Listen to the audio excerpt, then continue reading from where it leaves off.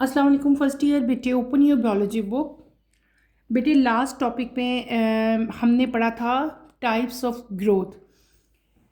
मैंने आपको बताया था कि in plants there are two types of growth, primary growth and secondary growth. Primary growth को हमने कल डिटेल से पढ़ लिया था। आज के लेक्चर में मैं आप लोगों को सेकेंडरी ग्रोथ स्टार्ट करवाऊंगी बेटे।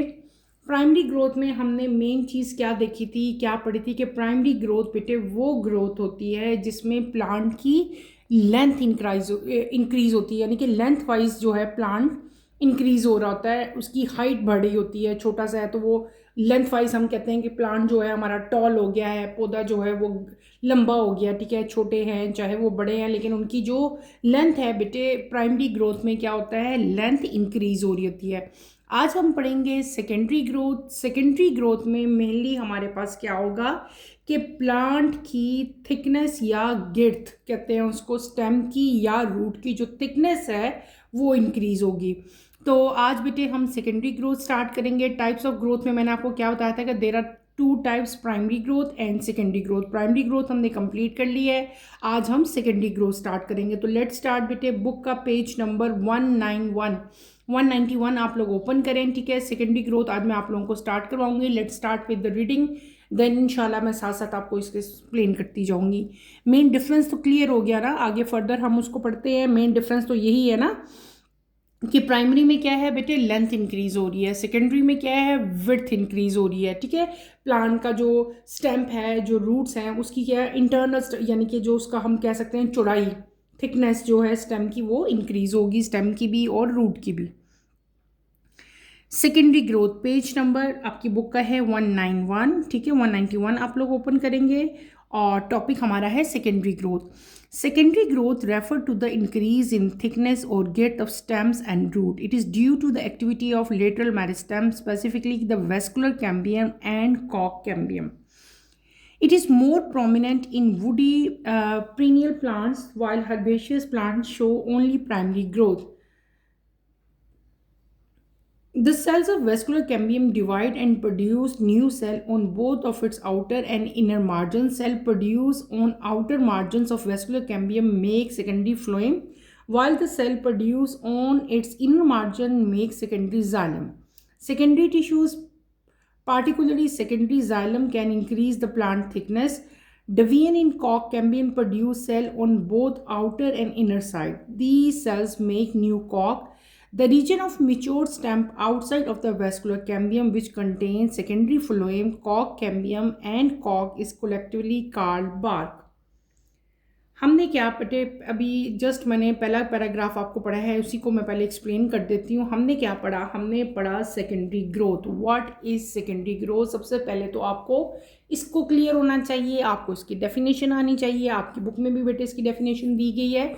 सेकेंडरी ग्रोथ क्या है? ऐसी ग्रोथ जिसमें प्लांट की थिकनेस या गिट जो है वो इंक्रीज होती है, वो बढ़ती है, वो चाहे स्टेम की हो चाहे वो रूट की हो, that is known as secondary growth. Secondary growth जो है बेटे ये प्रोमिनेंट होती है, ज़्यादा विजिबल होती है, या ज़्यादा सेकेंडरी ग्रोथ जो है वो किस में हो रही होती है, वुडी पीनियल प्लांट्स में हो रही होती है। और जो छोटे छोटे प्लांट्स होते हैं जिनको हम हर्ब्स कहते हैं, यानी कि जो हर्बेशियस प्लांट्स हैं, वहाँ पे सेकेंडरी ग्रोथ या तो बहुत लाइट होती है, बहुत कम होती है, या टोटली वहाँ पे क्या होगी, ये एब्सेंट होगी। क्लियर हो गया? मैंने क्या बता दिया, हमने क्या पढ़ लिया, सेकेंड ग्रोथ की डेफिनेशन पढ़ ली। फिर मैंने आपको क्या बता दिया कि सेकेंडरी ग्रोथ जो है it is prominent in woody plants, ठीक है। और दूसरा मैंने आपको क्या बताया था कि हर्बेशियस प्लांट में या तो सेकेंडरी ग्रोथ होती नहीं है, और अगर इन केस कुछ हर्ब्स में सेकेंडरी ग्रोथ देखने में मिलती भी हमें है तो वहाँ पे भी जो है ये बहुत ज़्यादा कम मतलब शो करती है सेकेंडरी ग्रोथ अपने आप को। नेक्स्ट हमारे पास आता है, हम पढ़ेंगे कि हम बेटे जितने भी हमारे पास वेस्कुलर कैम्बियम, हम अब पढ़े हैं वेस्कुलर कैम्बियम का रोल। मैं आपको बता रही हूँ क्या चीज़, role of vascular cambium. Vascular cambium जो है बेटे it divides and produce new cell on both outer and inner region. Cambium क्या है, हम कैम्बियम पढ़ के आए हैं, मैंने आप लोगों को बताया था कैम्बियम क्या होता है, हमने डिटेल से बेटे कैम्बियम पढ़ा था। कैम्बियम क्या क्या है हमारे पास आ रहा है, हम याद करो जब हमने ग्रोथ इन प्लांट्स पढ़ा था तो वहाँ पे मैंने आपको वेस्कुलर कैम्बियम पढ़ाए थे ना। मैंने आपको बताया था, दोबारा एक दफ़ा रिकॉल कर देती हूँ जिन बच्चों को याद नहीं आ रहा उनके लिए। बेटे अपने लास्ट लेक्चर में जब हमने ग्रोथ इन प्लांट्स पढ़ा था, इस टाइप्स ऑफ ग्रोथ से पहले, तो वहाँ पे हमने थर्ड टाइप पढ़ी थी मेरिस्टेम की, वेस्कुलर कैम्बियम। वेस्कुलर कैम्बियम क्या थे? वेस्कुलर कैम्बियम बेटे they are located between xylem and phloem. Vascular cambium थे और दूसरी चीज़ हमारे पास कॉक कैम्बियम थे ना। तो वेस्कुलर कैम्बियम बेटे हमारे पास लोकेट थे जाइलम और फ्लोएम के दरमियान में। और ये किस लिए रिस्पॉन्सिबल होते हैं? They are responsible for production of secondary xylem and secondary phloem. Clear हुआ? याद आया ना बेटे? हमने पढ़ लिया था इसके बारे में कि वेस्कुलर कैम्बियम जाइलम और फ्लोएम के दरमियान में होते हैं और उनका मेन फंक्शन क्या होता है? ये सेकेंडरी जाइलम और सेकेंडरी फ्लोएम जो है उसकी प्रोडक्शन के लिए ये रिस्पॉन्सिबल होते हैं। यहाँ पे हम पढ़ेंगे दो चीज़ों का रोल, एक वेस्कुलर कैम्बियम का और एक हमने कॉक कैम्बियम का। डिटेल फंक्शन, डिटेल रोल जो है वो इस पूरे लेक्चर में हम लोग पढ़ेंगे। सबसे पहले बात करते हैं हम लोग किसकी? वेस्कुलर कैम्बियम की। वेस्कुलर कैम्बियम बेटे डिवाइड करता है और न्यू सेल प्रोड्यूस करता है आउटर साइड पे भी और इनर मार्जिन्स पे भी, यानी कि जो कैम्बियम के आउटर साइड है और जो इनर साइड है, दोनों साइड्स पे ये क्या करता है? डिफरेंट टाइप के सेल्स जो है उनकी डिवीजन होगी और न्यू सेल जो हैं वो बनेंगे। आउटर रीजन, मैंने क्या कहा? आउटर रीजन पे भी डिवीजन होती है उसकी और इनर मार्जिन्स पे भी डिवीजन होती है। आउटर मार्जिन पे जब इसकी डिवीजन होगी तो हम क्या कहेंगे? हमारे पास जो न्यू सेल डेवलप हुए हैं that is known as secondary phloem. उनको क्या कहते हैं? Secondary phloem. जो आउटर रीजन्स पे हो रहे हैं सेल डिवाइड, उनकी मदद से, उनकी वजह से क्या बनता है? सेकेंडरी फ्लोएम बनते हैं। इसी तरह इसके इनर साइड पे, यानी कि जिसको हम लोग इनर मार्जिन कहते हैं, इनर मार्जिन में भी सेल जो है उनकी डिवीजन होती है और उनकी डिवीजन से हमारे पास क्या बनता है? सेकेंडरी जाइलम बनते हैं। ठीक है, जब सेकेंडरी जाइलम और सेकेंडरी फ्लोएम बनते हैं तो बेटे इनकी वजह से प्लांट की जो स्टेम्प है और जो उसके लीव्स जो रूट्स हैं उनकी क्या होती है? थिकनेस इंक्रीज होती है। क्या होती है? थिकनेस इंक्रीज हो जाती है। Is that clear? समझ आ गई मैंने क्या बताया आपको? हमने क्या पढ़ लिया? हमने कैम्बियम के बारे में, वेस्कुलर कैम्बियम के बारे में डिटेल से पढ़ लिया। जहाँ पे भी वेस्कुलर का वर्ड आ जाता है ना तो अल्टीमेटली खुद ब खुद ही फ़ौरन समझ आया करो यहाँ पे किसकी बात होगी? जाइलम और फ्लोएम की बात होगी। दोबारा बता देती हूँ हमने क्या पढ़ा। हमने पढ़ लिया role of vascular cambium. Finger tips पे याद कर लो, मैंने क्या पढ़ा दिया? Role of vascular cambiums. Role of vascular cambium में पहले हमने क्या पढ़ा? मैंने आपको बताया वेस्कुलर कैम्बियम जो है वो लोकेट कहाँ होते हैं, कहाँ प्रेजेंट होते हैं, इनकी लोकेशन क्या है? They are present between xylem and phloem. ठीक है, दूसरी चीज़ हमने क्या बताई कि इसके आउटर मार्जिन है और एक इसका क्या है? इनर है मार्जिन। आउटर मार्जिन और इनर मार्जिन दोनों साइड्स पे इसकी क्या होगी? डिवीजन होगी। आउटर मार्जिन पे जब सेल डिवाइड करते हैं तो वो क्या बनाते हैं? सेकेंडरी फ्लोएम बनाते हैं। और इनर मार्जिन पे जब सेल डिवाइड करते हैं तो वो क्या बनाते हैं? सेकेंडरी जाइलम बनाते हैं। सेकेंडरी जाइलम और सेकेंडरी फ्लोएम की वजह से प्लांट की जो थिकनेस है बेटे वो क्या होती है? वो इंक्रीज होती है। क्लियर हो गया? आगे हम फर्दर चलते हैं तो हमारे पास नेक्स्ट टॉपिक आता है कॉक कैम्बियम। क्या चीज़ आएगी बेटे? अभी मैंने इसकी रीडिंग भी की, कॉक कैम्बियम। ठीक है, द सेल मेक न्यू कॉक। ठीक है, अब हम पढ़ेंगे कॉक कैम्बियम। व्हाट इज कॉक कैम्बियम? बेटे क्या होता है कि डिवाइड टू प्रोड्यूस सेल्स। जो कॉक है बेटे, कॉक कैम्बियम होता है वो क्या करता है? वो डिवाइड करता है आउटर और इनर साइड से और उसकी वजह से क्या चीज़ बनेगी? आउटर साइड पे न्यू कॉक बन जाता है। क्या बनता है? एक वर्ड अभी यूज़ करो, मैं समझाती हूँ उसको क्या कहते हैं हम लोग। कि न्यू कॉक जो है वो आउटर साइड पे बना है और न्यू कॉक जब बनता है तो उसका मेन फंक्शन क्या है? उसका रीज़न क्या है? उसका पर्पस क्या है? वो क्यों बन रहा है न्यू कॉर्क? न्यू कॉर्क बेटे क्या बनेगा? वो प्लांट की बार्क बनाएगा। क्या बनाएगा? प्लांट की बार्क बनाएगा। बार्क को मैंने कल भी बताया था कि आउटर मोस्ट जो बड़े बड़े ट्रीज होते हैं उनकी आउटर मोस्ट जो लेयर होती है उसको हम लोग क्या कहते हैं? बार्क कहते हैं। मैं कोशिश करूँगी कि अपने गार्डन में जाके आप लोगों को दिखा सकूँगी व्हाट इज़ बार्क। मुझको नज़र आती है मुझे तो मैं आपको दिखाती हूँ। तो हमने क्या पढ़ लिया कि जो कॉक कैम्बियम है बेटे, कॉक कैम्बियम, यहाँ पे हम क्या बात कर रहे हैं? कॉक कैम्बियम की। पहले हमने किसकी बात की? Vascular cambium. कैम्बियम को भी हमने दो कैटेगरीज में डिवाइड किया हुआ है ना। एक हमारे पास क्या आती है? Vascular cambium. एक हमारे पास क्या आती है? Kock cambium. वेस्कुलर कैम्बियम से हमने क्या पढ़ लिया था? सेकेंडरी फ्लोएम और सेकेंडरी जाइलम। फिर हमने पढ़ा कॉक कैम्बियम। कॉक कैम्बियम के अंदर भी डिवीजन होती है, आउटर साइड पे भी होती है, इनर साइड पे भी होती है, ठीक है। तो दोनों साइड्स पे डिवीजन होने के बाद हमारे पास क्या बनता है, न्यू कॉक बनता है। और न्यू कॉक कहाँ बनेगा, आउटर साइड पे बनेगा, ये बात आपने याद रखनी है। न्यू कॉक बटे बनता है इसकी डिवीजन से। जब कॉक कैम्बियम जो है उसकी डिवीजन होगी तो आउटर साइड पे हमारे पास क्या बनेगा, न्यू कॉक बनेगा। और ये न्यू कॉक जो है ये किसकी कंट्रीब्यूशन में बेटे हेल्प करता है, it contribute in the formation of bark. इसकी वजह से क्या बनती है, बार्क बनती है। बार्क क्या है, आउटर मोस्ट लेयर है किसकी, वुडी प्लांट्स की, ठीक है। क्लियर हो गया। तो हमने क्या पढ़ लिया बेटे, हमने पढ़ लिया वेस्कुलर कैम्बियम एंड कॉक कैम्बियम। यानी कि कैम्बियम को बेटे हमने डिटेल से पढ़ा। कैम्बियम को मैंने दो कैटेगरीज में डिवाइड किया, एक थी वेस्कुलर और एक थी हमारे पास कॉक कैम्बियम। नेक्स्ट आपके यहाँ पे वर्ड आ रहा है जिसको मैंने क्या कभी बोला था, बार्क, BARK, इसको अंडरलाइन कर लो आप लोग, ठीक है।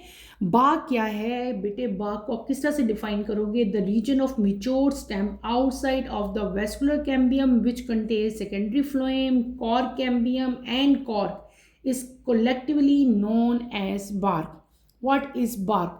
आम लैंग्वेज में तो मैंने आपको ये समझा दिया ना कि बेटे जो वुडी स्टैम्प है उसकी आउटर मोस्ट जो लेयर है वो बहुत ज़्यादा थिक भी होती है, थोड़ी कम थिक भी होती है, कुछ प्लांट्स में बारीक भी होती है, थिन भी होती है। तो इसको हम लोग क्या कहते हैं, बार्क कहते हैं। लेकिन कलेक्टिवली जब हम बार्क को डिफाइन करेंगे तो बार्क क्या होगी बेटे, कैम्बियम। कौन सा कैम्बियम, वेस्कुलर कैम्बियम, कॉक कैम्बियम और कॉर्क, इन तीनों को कलेक्टिवली हम लोग क्या कहते हैं, बार्क कहते हैं। क्लियर हो गया। इस पूरे गैप पैराग्राफ में बेटे हमने बहुत सारी चीज़ें पढ़ी। हमने इसमें पढ़ा पहले वेस्कुलर कैम्बियम। वेस्कुलर कैम्बियम में मेन काम क्या हुआ था, सेकेंडरी जाइलम और फ्लोएम बने थे। फिर हमने क्या पढ़ा, कॉर्क कैम्बियम पढ़ा, ठीक है। कॉर्क कैम्बियम में किसकी प्रोडक्शन हुई, कॉर्क बना, और कॉर्क की वजह से क्या बनता है, प्रोडक्शन ऑफ बार्क होता है। बार्क क्या चीज़ है, कॉर्क कैम्बियम को, वेस्कुलर कैम्बियम को और कॉर्क को कलेक्टिवली हम लोग क्या कहते हैं, that is known as bark. यहाँ पे नीचे अगर आप लोग आओ, इधर आपको एक डायग्राम नजर आ रही है, ठीक है। ये क्या चीज़ है, ये पूरा एक प्लांट है, ठीक है। ये प्लांट का नीचे जो रीजन है, जो अंडरग्राउंड रीजन है, that is known as root system. ये प्लांट का रूट सिस्टम है। इसमें आपको क्या है, रूट, मेरिस्टेम और सारा कुछ दिखाया हुआ है क्लियरली, ठीक है।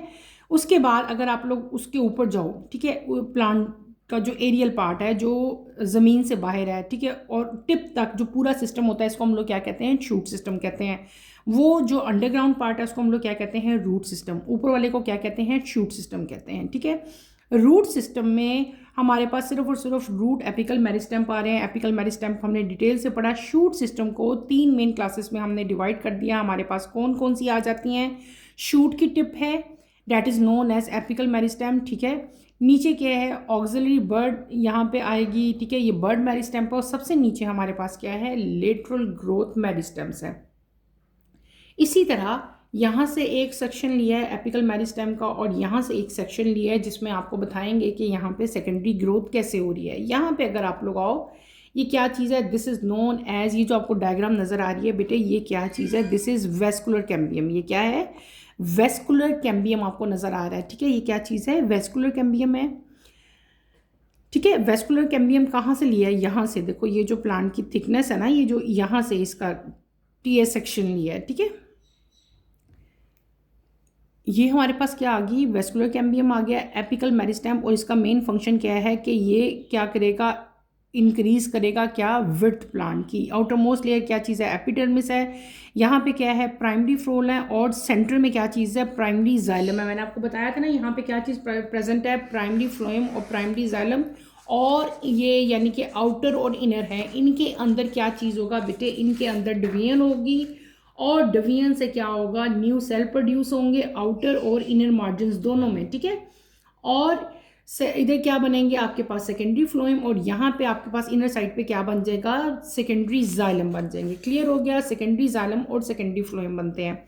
फिर अगर आप लोग नीचे आओ तो नीचे भी आपको एक डायग्राम नज़र आ रही है, ठीक है।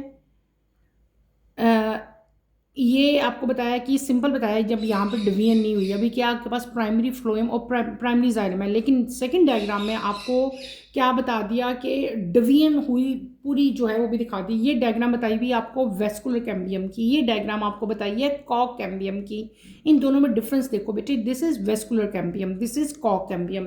मैंने आपको वेस्कुलर भी पढ़ाया, अभी कॉक भी पढ़ाया, तो ये दोनों डिफरेंट डायग्राम जो हैं वो आपको दिखा दी गई हैं। वेस्कुलर कैम्बियम तो हमने देख लिया। इधर आओ अगर आप लोग, तो ये क्या था हमारे पास, प्राइमरी फ्लोएम थे। प्राइमरी फ्लोएम के जब इधर सेल्स में डिवीजन हुई तो हमारे पास क्या बन गया, सेकेंडरी फ्लोएम बने। प्राइमरी जाइलम है, अंदर यहाँ पे भी डिवीजन हुई तो क्या बन गया, सेकेंडरी जाइलम बन गया। यहाँ पे बाहर आपके पास क्या है, कॉक कैम्बियम है। ठीक है, कॉक कैम्बियम में क्या चीज़ हमारे पास बन रही थी, हमारे पास बन रहा था कॉर्क। ये जो आपको न्यू आउटलाइन नज़र आ रही है, दिस इज नोन एज, ये क्या है, ब्लू कलर की ये कॉर्क है।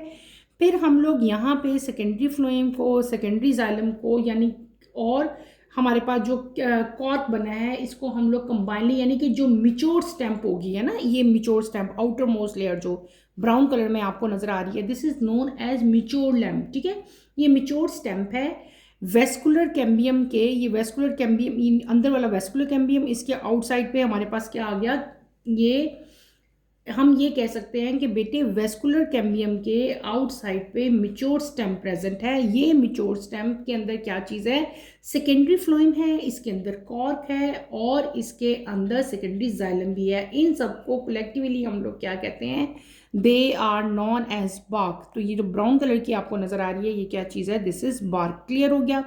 हम अब चलेंगे अपने नेक्स्ट अपनी बुक का नेक्स्ट पेज ओपन करें, पेज नंबर 192। उसी टॉपिक को आगे लेके चलेंगे। हमने क्या पढ़ लिया, हमने कैम्बियम पढ़ा है अभी तक। ठीक है, वेस्कुलर कैम्बियम और कॉर्क कैम्बियम हमने डिटेल से पढ़ लिया। आगे हमने पढ़ना है एनुअल रिंग्स। क्या चीज़ आएगी हमारे पास, एनुअल रिंग्स।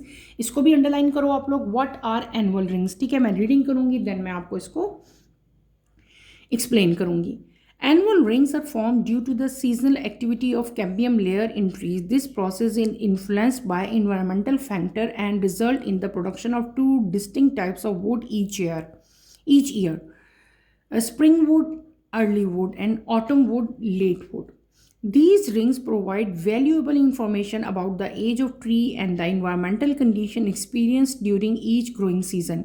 Annual ring को underline करें, एनुअल रिंग, फिर आगे वुड की दो टाइप्स हैं, इनको भी अंडरलाइन करें, और फिर आगे लिखें what is the important of rings. इसको भी आप इन्वर्टेड कॉमर्स में इनक्लोज कर लें। मैं आपको भी एक्सप्लेन करती हूँ बेटे।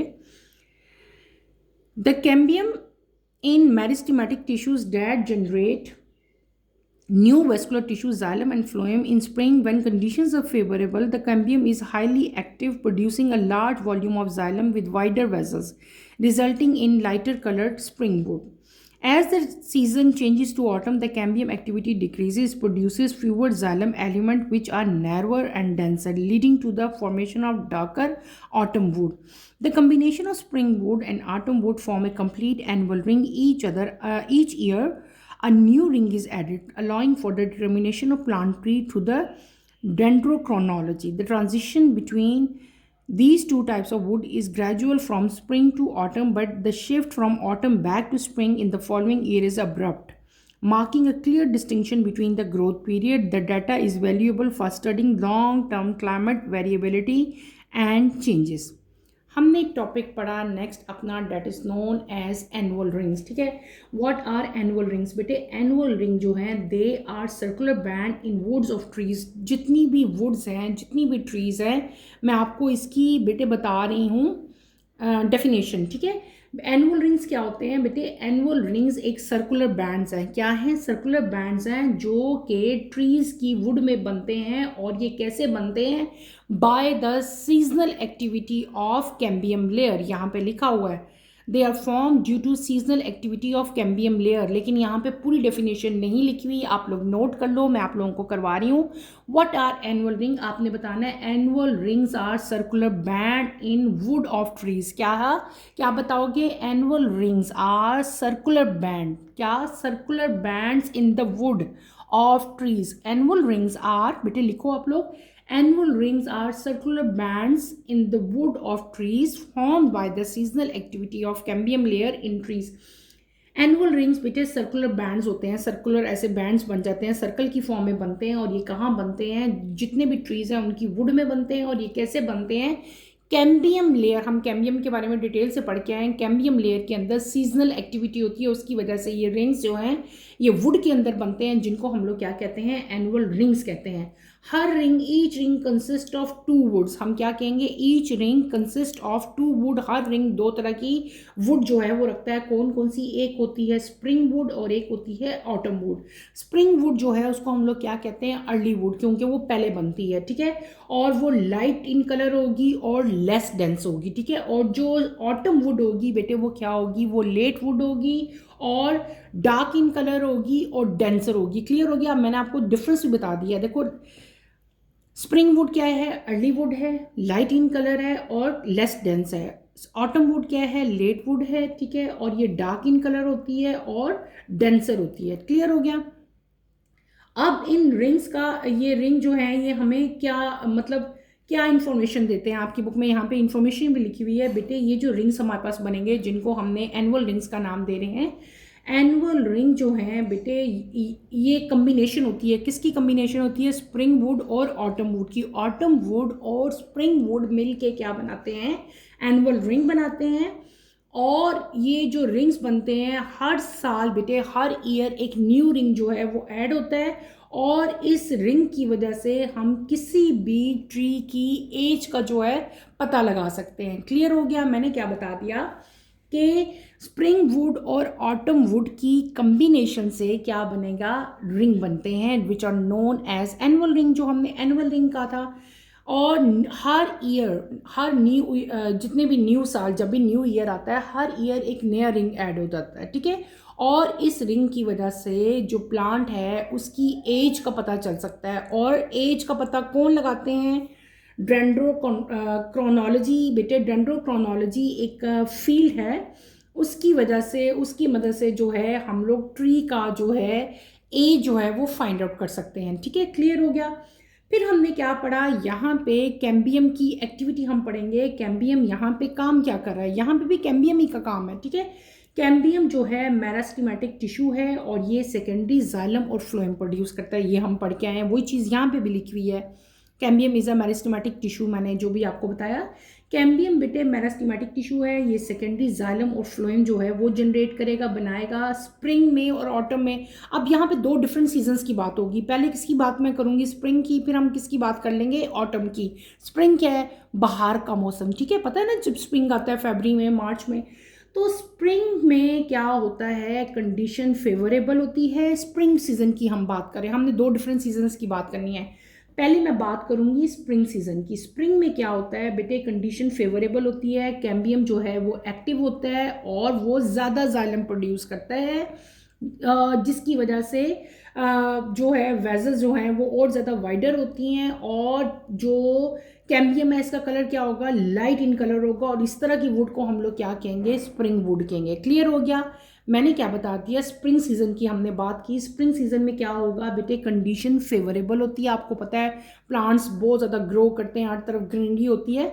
तो स्प्रिंग सीजन में क्या होता है? कंडीशन फेवरेबल होती है, कैम्बियम जो है वो हाईली एक्टिव होगा, यहाँ पे लिखा हुआ है।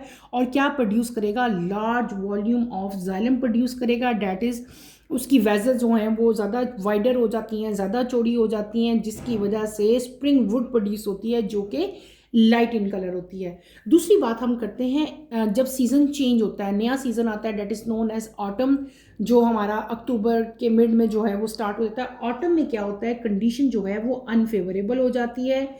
एक्टिविटी जो कैम्बियम की है वो क्या हो जाएगी बेटे? स्लो हो जाती है। और हमारे पास जो है ना फ्यूवर, यानी कि बहुत कम, फ्यू, पहले हमने क्या पढ़ा था? ज़्यादा जाइलम प्रोड्यूस हो रहे हैं, अब क्या प्रोड्यूस होंगे? फ्यू, यानी कि less in number xylem produce होंगे, जो नैरो होंगे और डेंसर होंगे। और dark in colour xylem cell जो हैं वो प्रोड्यूस होंगे, जिसको हम लोग क्या कह लेते हैं? ऑटम वुड कह देते हैं, जो डार्कर इन कलर होती है। क्लियर हो गया? मैंने क्या बता दिया कि ऑटम में कंडीशन अनफेवरेबल होती है, कैम्बियम की जो एक्टिविटी है वो क्या हो जाती है? स्लो हो जाती है। हमारे पास जो जाइलम सेल्स हैं वो डार्क इन कलर बनते हैं और लेस इन नंबर बनते हैं, फ्यू बनते हैं, बहुत थोड़े बनते हैं, नैरो होते हैं, डेंसर होते हैं और डार्क इन कलर होते हैं। और इस तरह की वुड को हम लोग क्या कहते हैं, ऑटम वुड कहते हैं। क्लियर हो गया। अब अगली चीज़ हमारे पास आती है रिंग फॉर्मेशन। ठीक है, अब नई चीज़ हम पढ़े हैं, आपकी बुक में भी यहाँ पे लिखी हुई है, that is known as ring formation. उसको भी आप लोग अंडरलाइन कर लो। क्या मैं बता रही हूँ, रिंग फॉर्मेशन। ठीक है, ये अभी मैं बताऊंगी आपको। The combination of spring and autumn would complete annual ring, इसको अंडरलाइन करें। हम पढ़े हैं रिंग फॉर्मेशन। बेटे रिंग कैसे बनता है, जो सर्कल्स बनते हैं वो कैसे बनता है, जब स्प्रिंग वुड और ऑटम वुड बेटे कंबाइन होती है तो ये मिल के कम्बिनेशन से आप क्या करोगे, the combination of spring would and autumn would, spring wood और ऑटम वुड की कम्बिनेशन से एक न्यू रिंग बनता है, जिसको हम लोग क्या कहते हैं, एनुअल रिंग कहते हैं। और हर साल एक नया रिंग जो है वो ऐड होगा। ठीक है, और इस रिंग की वजह से हम प्लांट की जो ट्री है बेटे उसकी हम लोग लाइफ का अंदाज़ा लगा ले सकते हैं। एक रिंग है तो 1 ईयर है, 2 रिंग है, 3 रिंग है, even 4, 5, 6 up to 20 years rings भी होते हैं। तो रिंग्स को देख के हम लोग जो है प्लांट, जो हमारा ट्री है उसकी एज का अंदाज़ा लगा सकते हैं। और वो साइंस की स्पेशली बियोलॉजी की वो ब्रांच जिसमें जो है ट्री की बेटे एज पता चलती है, उस ब्रांच को हम लोग क्या कहते हैं, डेंड्रोक्रोनोलॉजी कहते हैं। ठीक है, क्लियर हो गया। तो हमने क्या पढ़ लिया, डेंड्रोक्रोनोलॉजी का बारे में आपको बता दिया। ठीक है, उसके बाद आपके पास क्या आती है, इन द लास्ट हमने क्या पढ़ा, ट्रांजिशन पढ़ा है। क्या ट्रांजिशन है, ट्रांजिशन बिटवीन वुड टाइप्स। ठीक है, ट्रांजिशन कैसे आती है, यानी कि चेंज कैसे आता है। तो ट्रांजिशन स्प्रिंग से ऑटम, हमने 2 टाइप की वुड्स पढ़ी ना, एक मैंने क्या पढ़ाई, स्प्रिंग वुड्स, एक मैंने क्या पढ़ाई, ऑटम वुड्स। ऑटम वुड और स्प्रिंग वुड में एक ट्रांजिशन आता है, लेकिन ये ट्रांजिशन क्या चीज़ होती है, चेंज। लेकिन ये चेंज क्या होता है, ग्रेजुअल होता है, स्लो होता है। ठीक है, ये शिफ्ट करता है ऑटम टू स्प्रिंग वुड। ठीक है, और फॉलोइंग ईयर में ये ख़त्म हो जाता है, मार्किंग जो है वो क्लियर हो जाती है और अगले साल से दोबारा से क्या होता है, ग्रोथ शुरू हो जाती है। क्लियर हो गया। इसके बाद हमने यहाँ पे एक और चीज़ मैं बताती जाऊँ कि what is the importance of annual ring. आपके पेपर में अक्सर क्वेश्चन आता है कि एनुअल रिंग जो बन रहे हैं, ठीक है, उन जो हमने पढ़े हैं, ये मैं आपको डायग्राम डिटेल से बताऊँगी अभी। एनुअल रिंग जो बनते हैं बेटे उनकी इम्पोर्टेंस क्या है। तो एनुअल रिंग हमें वैल्यूएबल इंफॉर्मेशन प्रोवाइड करते हैं about the age of tree and the environmental condition it has experience during each growing season. आपकी बुक में भी लिखा हुआ है। ठीक है, कि जो एनुअल रिंग है वो हमें क्या बताते हैं बेटे, वो वैल्यूएबल इंफॉर्मेशन देते हैं हमें प्लांट की एज के बारे में। दूसरा, हमें उसके जो प्लांट के इन्वायरमेंटल कंडीशंस थी, जो उसने डिफरेंट सीजन्स में एक्सपीरियंस की, उसकी इन्फॉर्मेशन भी देते हैं। इसके अलावा ये जो डाटा हमें प्रोवाइड करते हैं ये बहुत ज़्यादा इंपॉर्टेंट होता है for long term climate variability and changes, यानी कि एक बड़े लंबे अरसे में हम सपोज करते हैं 30 ईयर्स में या 50 ईयर्स में क्लाइमेट में क्या चेंज आया है। एनुअल रिंग्स को देखते हुए क्लाइमेट का एक लंबे अरसे में जो क्लाइमेट में भी चेंजेस आए हैं, जो क्लाइमेट में वेरिएबिलिटी आई है, चेंजेस आई है, उनको भी हम लोग स्टडी कर सकते हैं। क्लियर हो गया। हमने क्या पढ़ लिया, हमने पढ़ लिया यहाँ पे इस टॉपिक में मैंने आपको डिटेल से पढ़ाया बेटे, क्या हमने पढ़ा, एनुअल रिंग्स। मैंने आपको क्या बताया, व्हाट आर एनुअल रिंग्स बेटे, एक दफ़ा दोबारा मैं रिपीट कर देती हूँ। Annual rings are circular bands in the wood of trees form by seasonal activity of cambium layer. Cambium layer की एक्टिविटी की वजह से क्या बनता है, एक रिंग्स बन जाते हैं, सर्कुलर बैंड बन जाते हैं ट्रीज की वुड में, that is known as annual rings. Annual ring जो है they consist of 2 type of wood, एक होती है स्प्रिंग वुड, एक होती है ऑटम वुड। स्प्रिंग वुड को हम लोग अर्ली वुड भी कहते हैं, that is light in colour और लेस डेंस होती है। दूसरी वुड आपके पास क्या आती थी, ऑटम वुड आती है बेटे। ऑटम वुड जो है उसको हम लेट वुड कहते हैं, डार्क इन कलर होती है और ज़्यादा डेंसर होती है। ये मैंने आपको पढ़ाया। उसके बाद हमने क्या पढ़ा, कैम्बियम की एक्टिविटी पढ़ी। कैम्बियम की एक्टिविटी में मैंने आपको क्या बताया कि कैम्बियम के अंदर मेरिस्टेमेटिक टिश्यूज प्रेजेंट होते हैं जो कि सेकेंडरी जाइलम और फ्लोएम को प्रोड्यूस करते हैं। 2 सीज़न है, एक है स्प्रिंग सीज़न, एक है ऑटम सीज़न बेटे, जिसकी हमने पहले भी बात की। स्प्रिंग सीज़न में कैम्बियम की एक्टिविटी बहुत ज़्यादा एक्टिव हो जाती है, ज़्यादा जाइलम प्रोड्यूस होते हैं, वो that is light in colour. ठीक है, वाइडर वेजल्स होते हैं जिसको हम लोग क्या कहते हैं, स्प्रिंग वुड कहते हैं। इसी तरह ऑटम सीजन में कैम्बियम की एक्टिविटी जो है वो क्या हो जाती है, स्लो हो जाती है, डार्क कलर के जाइलम सेल्स बनते हैं, कम जाइलम सेल्स बनते हैं, और वो डेंसर होते हैं, जिसको हम लोग क्या कहते हैं, क्या हमारे पास आ जाता है, ऑटम वुड आ जाती है। क्लियर।